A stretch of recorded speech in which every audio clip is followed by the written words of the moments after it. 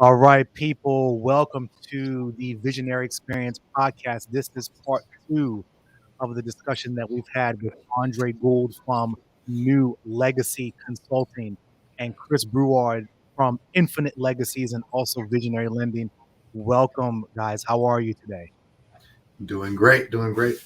All right. And you know what? I totally forgot the man, the myth himself in the upper left hand corner, Anton the Engineer. You Anton, know, you know, I have the power to mute you, right? I've done it before. I have exercised that power before. Yes. So thank you guys for coming back for part two of this for sure. You know, our discussion was amazing last time. We got cut a little bit short just because of our timing, but there's so much more that I wanted us to go over with, today. And I'm going to go ahead and Anton, I'm able to share my screen. Yeah, go for it. Okay. Yeah, when you do it, I'll throw it up so everybody can see. Yeah, no, it's ready. I have it up. Okay. Well, so I need to make sure it's the right because I have two monitors up. Yeah. Can you guys see this? Yep. Okay, fantastic. All right. So this is the same study that we had looked at last week, but we didn't quite get to this, and there's more here, and I wanted to talk about this. So I'm going to read this. So this is again a study done by the Federal Reserve. Okay, and it's a 2019 study with regards to different demographics and the levels of wealth in various areas within these different demographics. And so this part of that particular study talks about retirement plans and retirement accounts and plan participation.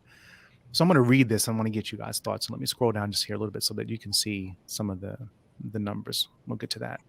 It says participation in retirement accounts and retirement plans is another important channel through which families build wealth, and they provide financial security in retirement. These assets include IRAs, which are typically not dependent on a family's employer, and two types of employer-sponsored plans, defined contribution plans, which are account type job pensions, such as 401ks, which is a section of the tax code in case people didn't know that, and traditional pensions defined by benefit plans. Assets held in IRA or DC account plans are subject to preferential tax treatment, and DB plans guarantee a stream of retirement. So this is something that you can definitely look at yourself. Here's what I wanted to really focus on. I'm going to start here in the second sentence. It says, in all age groups, Black and Hispanic families are far less to have such retirement accounts. For example, among middle-aged families who have the highest rates of account ownership, just 65%, well, excuse me, not just, 65% of white families have at least one retirement account, compared to 44% of Black families and just 28% of Hispanic families. So let's just take a quick look at this. So we're looking at the numbers for people who are under age 35, between the ages of 35 and 54, and over the age of 55. So if we just look at the middle section here with, let's say, people who are between 35 and 54, essentially kind of in stride with regards, let's assume they're in stride with regards to their profession, right? With regards to their career. If they've gone to college, if they haven't gone to college, they've taken those years in the 20s, the late 20s and early 30s to get themselves established. Okay. This talks about access. Okay. It talks specifically about access to retirement accounts and plan participation. Okay. So what do these numbers say to you with regards to the lack of access to employer provided retirement accounts? I'm going to go ahead and start with you, Andre, and then we'll go over to Chris. Yeah, I mean, it says to me that not all employers are providing these type of plans for their associates, and or not all people are participating and taking advantage of the opportunities, which is a pet peeve of mine, particularly when an employer has free money for you, right? By way of match. That's free money. It's like if you in my opinion, it is just not a wise financial choice to leave free money on the table. No, absolutely. And what are your thoughts as well, Chris?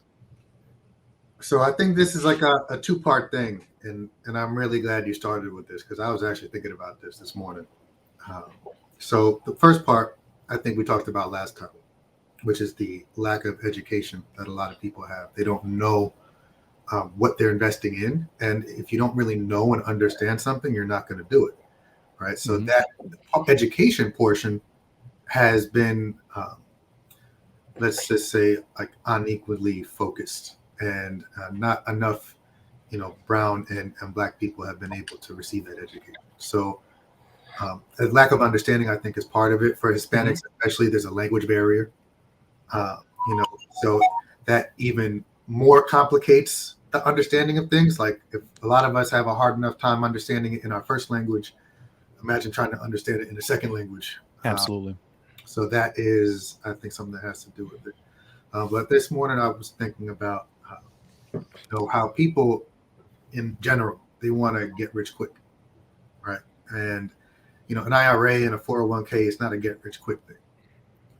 You'll have people that will spend $100 a week on lottery tickets. More than that. $100 a week in their 401k or their IRA, right? Because 401k and IRA, that's become wealthy slow.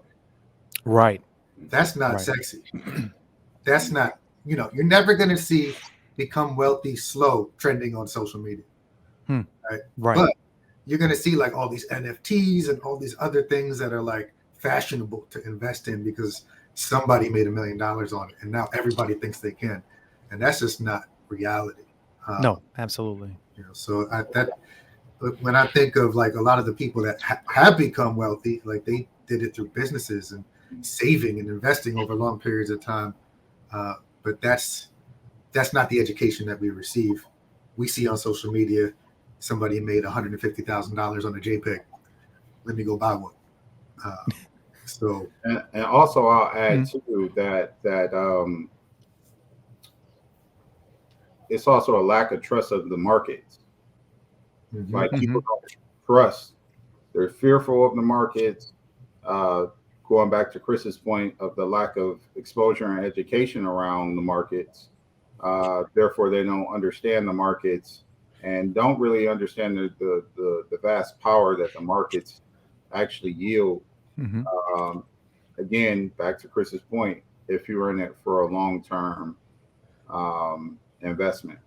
So we definitely live in this microwave Amazon society where I get it the next day. And it's definitely having a adverse effect on our youth as well as clearly our grown folks too and elderly folks as well. No, I agree with you both, and you both bring up some really interesting points, specifically with regards to number one, the education portion, right? And I'm going to talk about that in just a minute. I was listening to a podcast with Jordan Peterson and Sam Harris.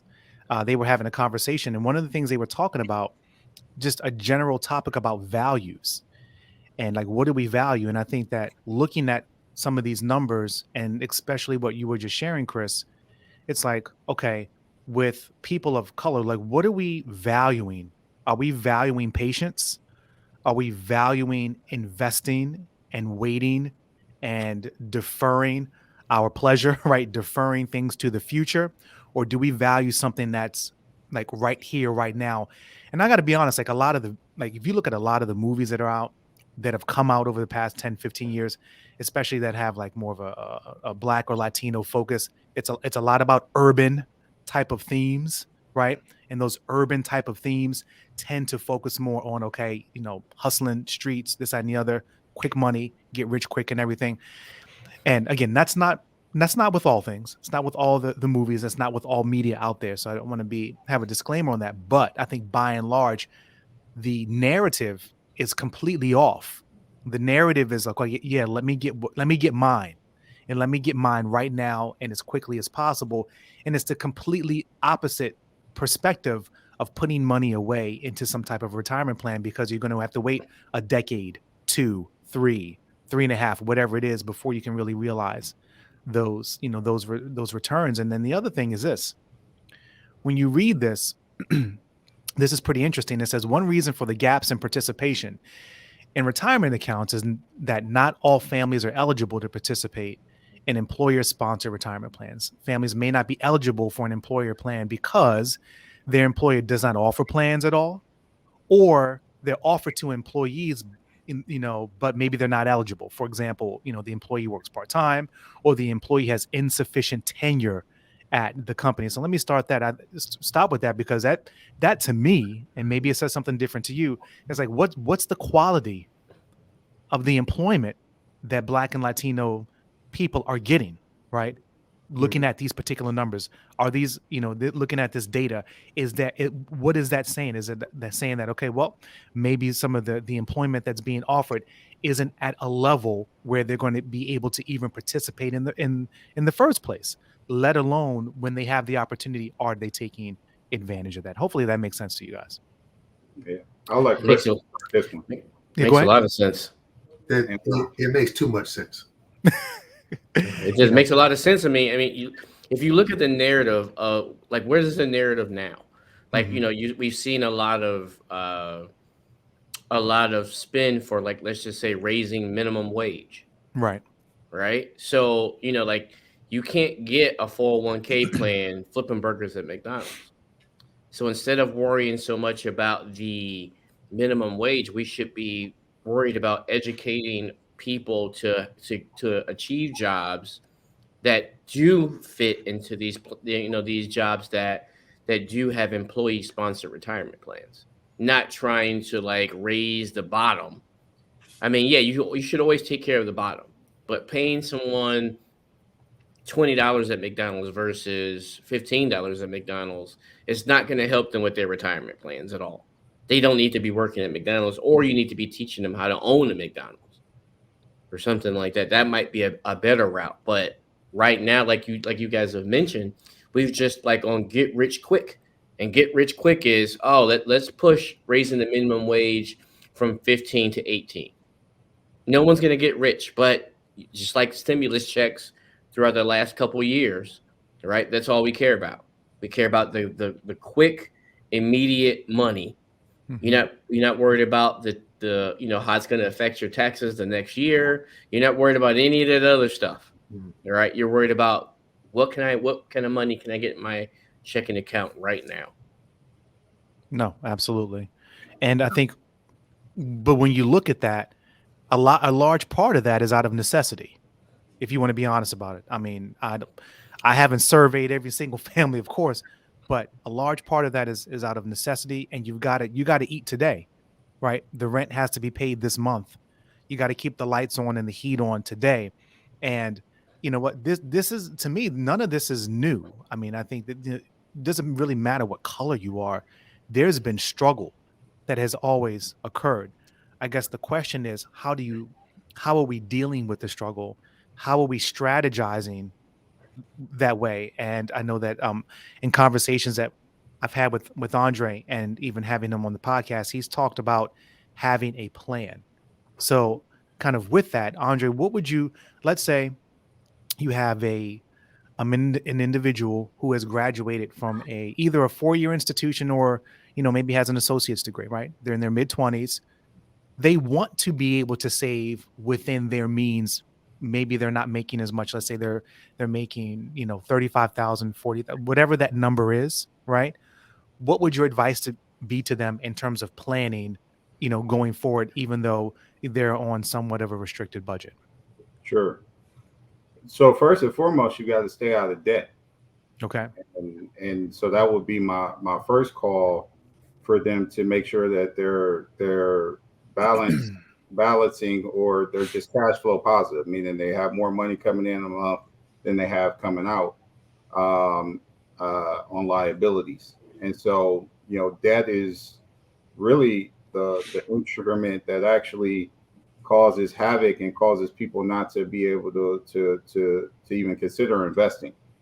The second thing is, and I alluded to it earlier, is making sure that you're getting the free money from whatever organization that you're working for, if that opportunity is there. I think that sometimes some employers don't provide a 401k plan, or won't contribute to a 401k plan on your behalf unless you're matching them, right? And so take the initiative, take the initiative, make sure that you're at least doing the match so you can get that free money from that particular employer. And so I think also too, within making sure that you're getting the free money, if the employer does not provide a actual retirement plan by way of 401k, 403b, 457, the various type of plans, there's opportunities out there to do a traditional 401k, to do a Roth, or excuse me, a traditional IRA or a Roth IRA. And so you don't necessarily need the institutions to set those things up for you. You can do that on your own accord, as well as non-qualified accounts, which are brokerage accounts. Can you explain to the audience what non-qualified means? Yeah, so most people have non-qualified accounts. Qualified accounts consist of your checking and savings account, money market accounts, but they also include a brokerage style account. And within that brokerage style account, if you look at that account, or if you look at any retirement account, if you will, you can look at it as a cookie bowl. And within that account, let's talk about the brokerage account. And it's a cookie bowl. And within that brokerage account, you can have different investments, whether it be stocks, it could be bonds, it could be ETFs, it could be REITs for my man Chris. It could be, it could be gold, it could be silver, it could be various equities in that, and you just call that the cookies in the cookie jar. And so that's a way that you can invest outside of a retirement plan purview of an employer. The benefit also of a brokerage account is that it doesn't have any limitations on when you can obtain or get that money out of those accounts. With retirement accounts, you traditionally can't access those funds until you're 59 and a half, unless there's extenuating circumstances, and there are a few. I won't necessarily go in detail unless you want me to, but the retirement, the 401ks, even the Roth 401ks, Roth IRAs, traditional IRAs, those type of retirement accounts, you can't access that money until you're 59 and a half. And with a brokerage style account, you can access that money whenever you would like. Not saying that that's what you should do, but you do have access to that money in real time if you need it. So can you also then, with that, it's a great explanation, explain to the audience then the difference. What I mean is this: if you have a brokerage account, and you have within that brokerage account, you maybe have a mutual fund, you have some stocks, right? Those funds are liquid, right? But if you have an increase, and you withdraw those funds, what's going to happen in terms of your tax burden versus an IRA? Right. So within those brokerage accounts, the good thing about the brokerage accounts is it's only at a 15% tax rate, which is the lowest tax rate outside of zero.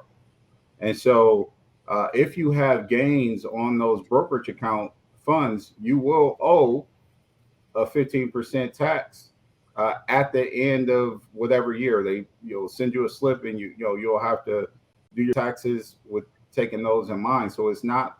You also have to consider the tax burden that's going to follow after you sell off the stock at a gain, and also too, if there's ever a situation in some type of advanced planning, you also can do tax loss harvests where you can get tax credits for losses that you may have occurred in the market as well.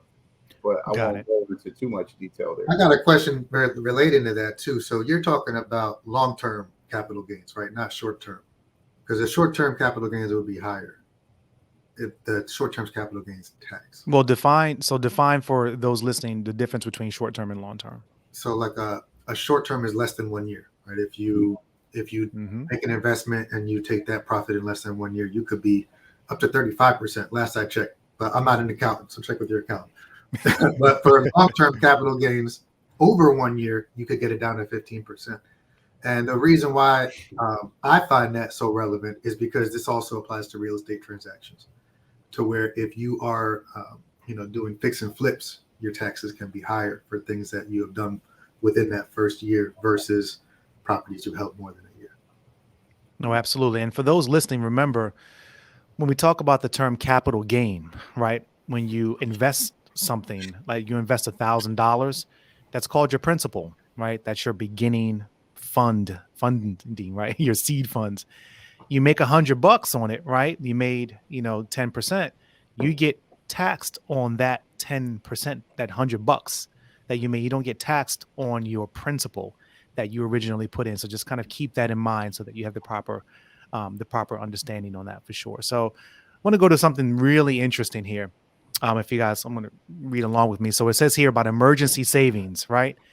And if this podcast somehow gets back to your boy, Dave Ramsey, your man, Dave Ramsey, he's going to totally agree. All right. Emergency savings. Families often aim to build up easily accessible savings to help deal with unexpected expenses and disruptions to their income. Although interest rates on highly liquid transaction accounts are generally quite low. And as a result, these highly liquid accounts are less important for long-term wealth building than higher return assets like housing, Chris, or retirement accounts, Andre, right? Savings can help families avoid costly borrowing or missed payments, which messes up your credit, okay, when unexpected events arise. Now, here's what's really interesting. I'm going to kind of skip this next paragraph, but go right to the graph here. Okay. I was amazed when I looked at this. So it says, white families have more emergency savings than Black or Hispanic families. So look at this. So it says has liquid assets available, right? So there's very high percentages, 98.8, 96.8, 95.5, 98.8. Very high percentages. You got some money. But when you look at how much money, it's saddening. It really makes me sad. Conditional mean, right? That mean, that middle, liquid assets in thousands of dollars, 2019. Average white family, $8.1 thousand, right? $8,000 basically. Blacks, $1,500. Hispanics, 2,000. Others like Asians, Pacific Rim, 5,000. Has direct or indirect equity, right? As a percentage, 60, 33, 24, and 53. So let's just, what does this say to you? Let's just look at those top two rows, right? So yeah, you have access to money. So that's a good thing. But how much do you have access to, right? Like, what does it say to you in particular, looking at these numbers, $8,000, $1,500, $2,000, and $5,000? So let me start with you, Anton. When you look at this, what does that say to you? You've made a decision on what you want to spend your money and lock your money into, and it's not saving. Because you can't, the excuse used to be that minorities didn't have many opportunities to improve their overall well-being. They couldn't buy a house, they couldn't buy a car, they couldn't get a loan, they couldn't do this, do that. You look at this chart, it's 2022. This was when 2019, I believe you 2019, said? yes. Yeah. So we can see clearly here, the data shows that that's not true. Right? We have to move the needle a little bit. We have to change the narrative. The narrative has to be now, what are you spending your money in? What are you investing your money in, if you're investing at all? Right? You can't, a lot of us like to invest our money into depreciating assets like cars. Right? And we talked a little bit about that on the last podcast. Right. But we have to, and we also talked about culture and values. Look at the other of this, has direct or indirect equity. Right. Look at 53% for other. So that tells you that in some communities, in some cultures, we're talking about in this country, right? We're not talking about somewhere else. We're talking about here. So other cultures, other races, they have decided what's important in terms of saving money for the future, right? What we need to do is sort of, I don't know about convince or do something. And that's really the fight right now, convincing people that 33% is not enough, that 24% is not enough. You might be able to leave a few bucks for like maybe your direct descendant, your son, your daughter. But you guys talk a lot about generational wealth, like people 45, 50 years down the line, making their ceiling a little bit higher than yours. I mean, making your basement a little bit higher than yours was, right? You want to bring that basement up. And the only way you do that is if you do something like bring it up to like the 60s, the 50%. And I think that's the only way you can do that. Absolutely. Any thoughts, Andre, Chris, before we move on? I think I do agree that different decisions have been made, but opportunities have changed and become more available over the years. But I really do think that there's still a lot of blocks and gaps between the opportunities that Black and Hispanic people will get. I had to hold myself back from going off on a rant earlier, and I'm not going to go too much into it. Save it for Facebook Live. Meta Live focus. But if we think about when it comes to job opportunities, and in America, there is at any given time more than 1 million people incarcerated, which is more than any other country in the world. And we do not have the largest population.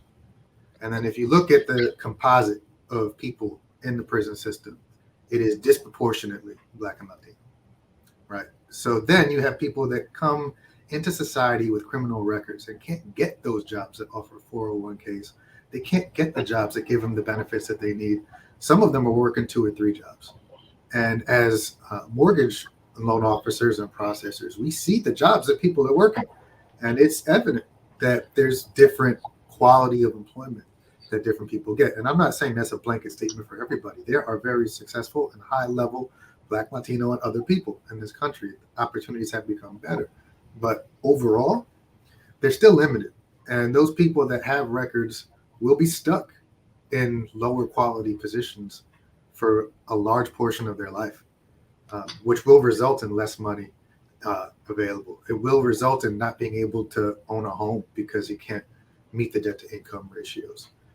And if you look at those numbers, I mean, for white and other, yeah, they have equities of 28 and 50,000, but $14,000 in equities and cash, that's barely going to pay for a funeral, let alone like generational wealth. Like you're not really leaving anything, and that's not counting any other debts that you have, which are coming out of the estate. They're not going to let you go just because you're dead. Well, let's dig a little bit into what you're saying, Chris. I want to give you an analogy and kind of see what you think of this. So you talked about, okay, X number of individuals over a period of time who have been incarcerated for whatever reason, right? Okay. And you have to look at why they were incarcerated, first of all, and because those things could be a hard stop when you get out. But let's just look at that. People get out, they want to re-enter society, they want to work and be productive, right? And because they've paid their debt. Absolutely. You look at that as being analogous, for example, to Latinos where there may be a language barrier. So you have barriers, right? One barrier is because you were incarcerated for a certain period of time, right? You have another barrier because individuals may not speak the language. Regardless, there are barriers to entry with regards to certain employment. However, with Latinos, a large portion of them become self-employed. They start various small LLCs to hustle and make things happen. Why aren't a lot of African Americans or Latinos, let's say, coming out of prison, out of jail, why aren't they doing that? Why aren't they saying, you know what, let me just go ahead and start something small on my own, right? Versus saying the man is holding me down, the system's holding me down, the system is preventing me from doing this. Why is it happening, and what can we do to address it and help change it? That's a very deep and possibly long answer. But yep. the short version, I would say, is kind of like what Anton was saying earlier. Different cultures, they teach different values, right? And Latinos, me being one of them, right? I can say that it's part of the culture to just work really hard, whether or not whatever your past is. Like if you have to have 2 or 3 jobs to feed your kids, you get 2 or 3 jobs. And if that means you need to like start a landscaping company, lots of people do things like that. And because other people in the family or in our communities have done things like that, we see that, and we try to do things like that. But also in, like you mentioned earlier, right? A lot of people, they want to hustle. They want to try to get rich quick. A lot of people want to cheat the system, and you have those things that are also taught and passed on. And because there's different sources of education and different types of things that are given to us, we act differently based off of that information, whereas another group of people might not have been exposed to any of that at all and would have thought maybe just a 9-to-5 and a 401k was my path to retirement, and that's all they ever did. So it has a lot to do with the community. And I'll also add to it, I think that when I think about the Latino community, and again, I don't want to make any generalized sweeping statements. Sure. But I know in the Latino community, they believe also in pooling resources. And so they pool their resources together to start these businesses. They go to, their family to, pool resources so they could get the said equipment necessarily to start, whatever business. They're very communal in that way. And I think that that's one of the things that the African-American community could do a better job at. There's barriers, there's nuances. Listen, there's a lot of things that have occurred in the African-American community that has also denigrated the African-American community. So I don't want to sit here and say that, there haven't been things that have occurred. Like when we think about redlining, we've talked about this absolutely at length. When you talk about those homes that maybe our grandparents, our great grandparents may have had that were essentially minimized to either nothing or of less value, or they didn't have the opportunities to purchase homes in the suburbs that has allowed them to then sell those homes for quadruple, triple, significantly more, 150 times more than what other people have been able to do. And so there's nuances to it, and it's not a one size fits all. There's not a one perfect answer, but I think that if I can employ, I think people need to, us as African Americans need to do a better job of supporting each other, supporting our local businesses, and even pooling resources to some degree. The last thing I'll say is that the whole list in its entirety, I don't care if you're white, black, Latino, or any other color, that ain't great. $8,000 ain't great. Agreed. Great. And so it not only and that's on the high side, right? So we're talking about that, $8,000 ain't a great number either. And so I think holistically, it's a good point. Also make sure that we're talking about the American society as a whole overspending, because it ain't great when you look at it holistically. Right. We're a consumer, right? A consumer-driven economy, a consumer-driven society. And, with that, let me read this other paragraph because I found it pretty interesting. It's right here. I'm just going to read the first two sentences. It says, these gaps in emergency savings are particularly relevant in light of the COVID-19 pandemic and associated job losses. Because the 2019 SCF data, which is the study, the data were collected just before the onset of the pandemic. These gaps in savings suggest large disparities in families' ability to weather the pandemic. And so I find this pretty interesting because if you look at the number again, this $1,500, it reminds me of the stimulus checks, right? That have been coming out. $500, $1,000, $1,500. And it's like, what have we been doing with these stimulus checks that have been coming out for the last couple of years, right? Spending them, saving it, maybe so, maybe not. I'd be interested to see like another study. I thought that I saw a statistic somewhere that savings rates was at an all-time high. during the pandemic. Now, this information is from 2019. This is from 2019, exactly. It's So prior it's a little prior skewed. to the pandemic. And so my understanding that was savings rates at one point in time, especially in 2021, was at an all-time high. People were saving. Now, how that shakes about as far as demographic goes, I'm not sure. Of course, COVID has had a incredible impact on not only our country but the world at large. Mm-hmm. And I think that when we even think about saving or spending, back to your point earlier, Brandon, I think that people also probably did spend out of necessity. They did maybe spend, and that was the whole point of the stimulus bill in the first place, whether you like it or not, was to stimulate the economy to help continue to propel other businesses and driving businesses forward. And so that was the idea. I think that initially the reports were showing that the stimulus money was not stimulating the economy because there was so many people saving that money. Mm-hmm. And so, it's hard to determine the effect, because we're on one hand, we're talking about we should increase our savings, and on the other hand, we got the stimulus package that's supposed to be stimulating the economy for us to spend it. Like, we're getting money for us to spend, but we're doing what we should do is save. So it's a bit of a conundrum, if you ask me.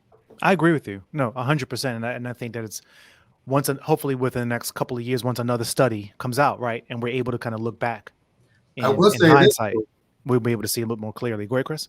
So with this year, you've seen a lot of social media investors, Reddit investors, Robinhood, people on social media trying to come together and like push a stock up, like AMC, GameStop.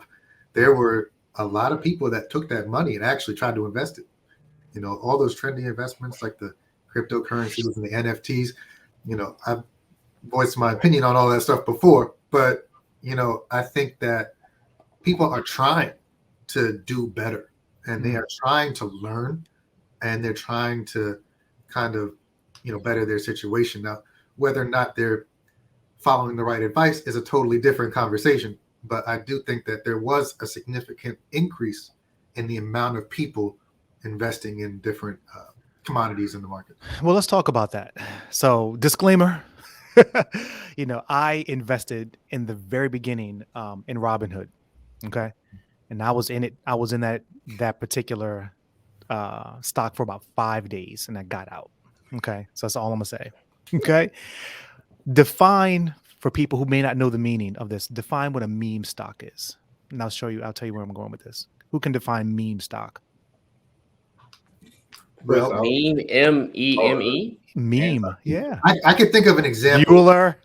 Technically not a stock, it's a cryptocurrency, but like Dogecoin. Okay. Right? So Dogecoin is a Interesting cryptocurrency that was literally made as a joke, right? A couple of guys took a meme of a dog and made a cryptocurrency, Doge or Doggy Coin. I call it Doggy Coin.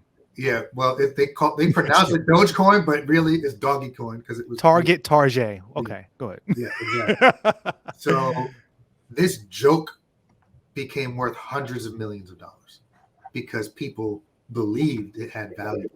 Whether or not it did is a different conversation. But, because so Anton brought that up. So go ahead, Anton. You straight hijacked my computer.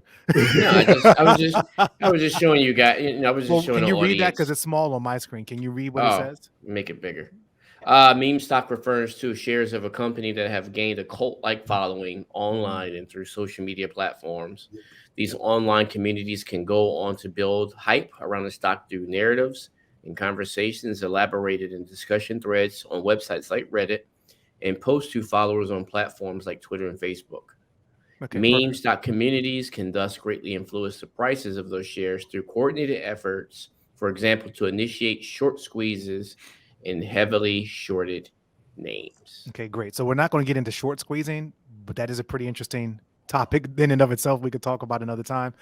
But yeah, if you look at GameStop, if you look at AMC, if you look at Robinhood, if you look at those types of stocks, I mean, they were kind of categorized that way, right?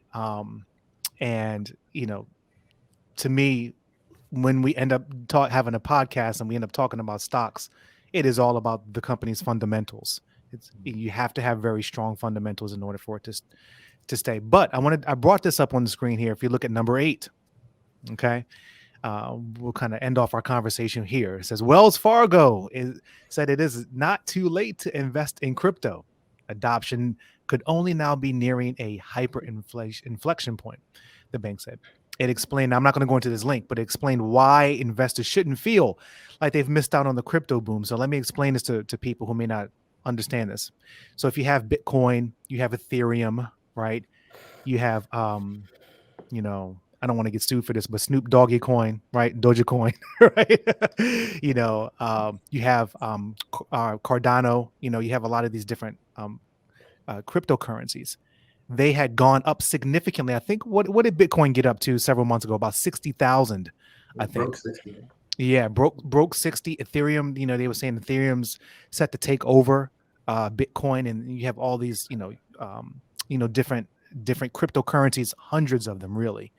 But now it's gone down significantly. In fact, it's about half of where it was before, or a little bit less than that. So there's this crash, and I think a lot of part of that is because of the impending regulations, right? One of the biggest questions is cryptocurrency considered a security, right? But again, we don't want to get too deeply into that. But I wanted to get you guys' thoughts on this, right? What do you think? Do you think, with regards to cryptocurrency, that it's over, it's hollow, it's empty, or is it still legit? It's essentially in a valley right now, and there's definitely going to be a turn. So, Chris, I'm going to go ahead and let you start off with this. Okay, well, that could be a dangerous thing because I got a lot of opinions on crypto. I knew come out guns blazing, baby. All right, so look, here's personally, because I've invested in a few of the altcoins, not the Bitcoin and stuff like that, because I feel like it was already overvalued, and you get a higher return off of the lower cost points for every investment, right? So I invested in a couple of these altcoins, and what happened was they touted all these things that it was based on, how they were going to make money and deliver that back to people, and in the end, they went bankrupt and ran away with everybody's money. So that happened to me like 2 or 3 times, different coins that I've invested in. And this is what happens when you have something that's not like a company where it has, a product where they're making revenue, or a country's currency that's backed by the GDP and a governing, body. It's just like anybody that knows how to code can make a cryptocurrency and be like, we're going to get rich to the moon and take all your money. Mm-hmm. And, I'm not going to go down that road because we don't have a lot of time, and that's a different podcast. Maybe I'll save that for like Joe Rogan or something. But at the end of the day, what happens is the people that started it, or the people that got it early, will ride the hype up and then cash out. So the people that have the larger portions cash out, and the people that just got in on the hype, they all lose. Mm-hmm. So everybody that's like following the hype, very, very few of them, I would dare to say less than 2% will win those millions of dollars. And most of them are giving our money away to the people that started it, and then we'll still get in there first. All right, interesting. So what about you, Andre, Anton, any thoughts on this? I'm going to kick this one to Anton, because this is all I got to say about crypto. I don't understand it, and I'm working to understand other type of securities. I'm not hating on crypto at all. It's just not within my scope of competence. And so I digress. I will pass the mic to Anton. And Chris, real quick, you need to do a video called Tales from the Crypto. Or Tales of the Crypto. You'll put a straight hood on and come at you and be like, yes. Yeah, I will. Go ahead, Anton. I think that do I think that at this particular point cryptocurrency is like the end all and be all? No. But I do think that there is a place for it. Do I think it should dominate your portfolio? Of course not. I mean, if you are, then good luck. Right? I think there are more secure things that at this point that you could put your money into. But here's why I say that there is a place. I'll just give you a quick example.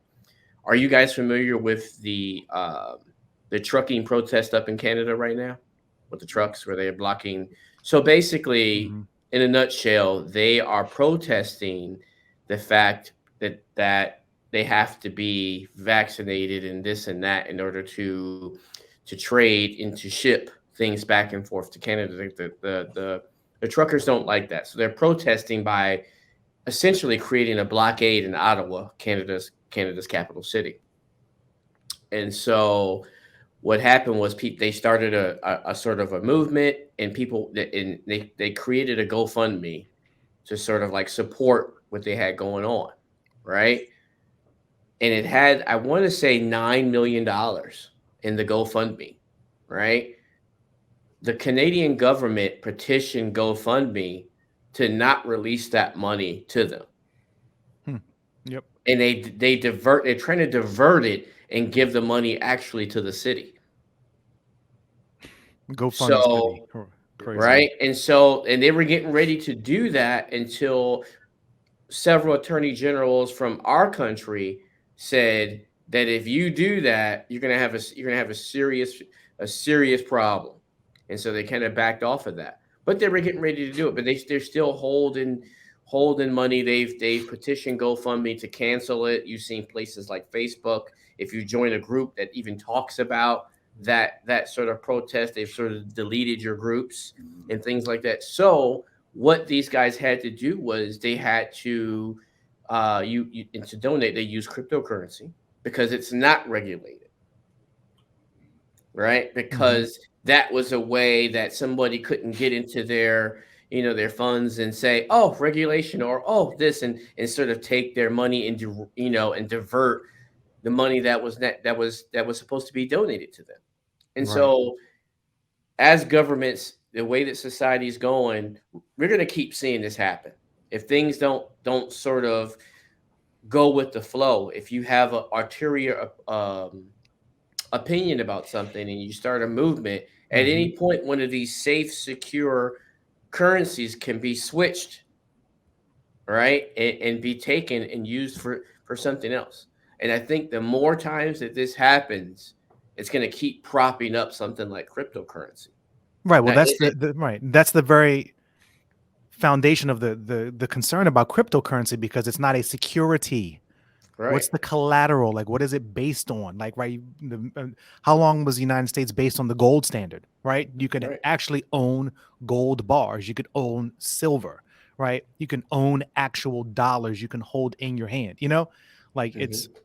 So I think that's really at the very center of it. It's like, is it real? Like, is it tangible? Yeah, like, is it, but we've been printing. I saw a stat where they said that all of the money, I think it was your boy Patrick McDavid, said that all 40% of all of the money that has ever been printed in this country has been in the last 3 years. That's about right. Yeah. When you look over the last, maybe a few years of the last couple of years of the Trump administration, and now because of the stimulus, right? Because they're putting, that's a different topic, but it's putting so much money actually leads to the final topic that I have on the screen. I don't know if you took away my screen share.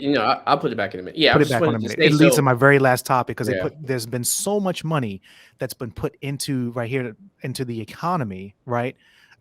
You have, it causes inflation. Basically, what that means that you have so much currency that it devalues the currency and makes things more expensive, right? It makes gas more expensive, food more expensive, and then you couple that with a lot of the supply chain issues for stuff getting into the country being imported because of COVID. You combine those things, and you have a very big financial and economic problem, which the Fed is dealing with. One of the ways that they're dealing with this is what's called rate hikes. So it says here, Bank of America is predicting a stunning 11 rate hikes this year and next. But the firm said stocks, Chris's meme stocks, will weather them just fine, right? So again, I'll share this with you guys. And what we'll do is we will share the links from these items in the show notes for you to go ahead and look at. But this is amazing because there've already been rate hikes this year. So let me explain what a rate hike is. Basically, what happens is the Federal Reserve will raise what's called the overnight rate or the federal funds rate, which basically is the rate at which the banks borrow, given back and forth with the Federal Reserve. They're very, very small increments. It's like, quarter of a percent or something like that. But what ends up happening is that has a larger effect on the economy, has an effect on what's called the 10-year bond, and has an effect on the stock market, and it has a ripple effect. And as risk increases, right? Banks don't absorb that risk themselves. They pass that risk on to you in the form of higher interest rates to borrow funds. And so if you've looked at interest rates, let's say from November and December to now, right, for a regular conventional loan, it's gone up almost a full percentage point. For an FHA, Federal Housing Administration, for a VA loan, almost a full percentage point versus where it was before. And this, for individuals looking to purchase a home, for individuals looking to refinance, I think there's two predominant thoughts from people that I've talked to and the things that I've read. Is the first is like, wow, this is concerning, right? Because the interest rates will continue to rise and go up. But then the other thought is like, well, you know what? When you look at it within context of history, the rates are still very, very low. Even if rates are in the threes, comparatively to previous years, even if they're in the mid to high threes, they're still very, very low to where it's been before. And so from what I've seen, definitely want to get you guys' thoughts on this as we end off. What are your thoughts? Well, let me share this. From what I've seen, it hasn't affected demand. I can tell you that for sure. People are like, what? Like what? I'm still buying. It's increasing demand. Right. So what are you guys' thoughts on that? Even though rates, the cost of interest rates for 30-year fixed, whatever, 15-year fixed have been going up, it has not stunted demand. So what are you guys' thoughts on that? Well, being, a real estate investor myself and considering what has happened for me personally in this time. Yes. House that I bought in the beginning of 2020 that like drastically went up in value, much more than any other year's inflation you normally would have had. Right. Anybody that now has experienced that increase can now sell that house, cash out much more than they would have had in any other year, and then go buy a much nicer house. And I think that's what a lot of people are doing, or borrowing against it to buy more investment properties, like I'm doing. Got it. I think it's a mad dash to get a lower interest before the interest rates go what we would consider extremely high. I agree, Brandon. Historically, from a historical standpoint, at 3.5, 3.2, 3 point whatever percent interest rate is still fantastic. I agree. Yeah. Our parents, it's a fantastic interest rate when it's in comparison to them. So I think that we'll see a mad dash to home ownership, in my opinion, this spring, summer, so forth and so on, so that people could get in on those low interest rates. No, definitely. And I was talking to a realtor the other day, and they were mentioning that the cost of lumber has been coming down a little bit versus where it was before. So that bodes well for new construction. But how much new construction? Like, it takes time, right? So these things will really be deferred over 2, 3, 4 quarters in the year, because it takes on average probably about 6 months for a house from foundation to being completed on average. So plus then you have permits, you have starts, you have all these different things. So I think that over this year and definitely going into next year, we're really going to see what ends up happening with the economy when you're combining, like you said, Andre, the mad dash. I couldn't have said it better, because I feel like it's like just a herd just coming at it, right? It's like, oh my gosh. But at the same time, there are so many more construction companies, home builders out there, right? Getting permits, buying hundreds of acres, right? within suburbia. So you have the suburban sprawl that's going on. So I think there's a lot of different aspects of the economy that will be positively affected, as a result. And again, with the whole stimulus, they're just really trying to prevent a recession. And they were trying to prevent that in the beginning, but now there have been some unintended consequences. So as we end off, are there any other final thoughts from any of you guys as we begin to end off here from our conversation today? No, No? thanks for having us. No, absolutely. So everybody, listen, I highly encourage you to go back to really to fact check a lot of the stuff that we've listened to. Please check out our show notes if you want to look at the items that we had discussed today. Research for yourself, come up with your own conclusions. Please send us notes, send us DMs if you have any particular questions, anything you want to push back on, or anything that you would like for us to get together and discuss in the future. Thank you so much, Andre, Chris, and Anton, for being a part of this podcast. Really look forward to doing a lot more together in the future. Thank you so much again, guys. It was great. Thanks. Thank you. He's a great. All right. Thank you, guys. Thank you so much, everyone. Take care. Be safe, and God bless.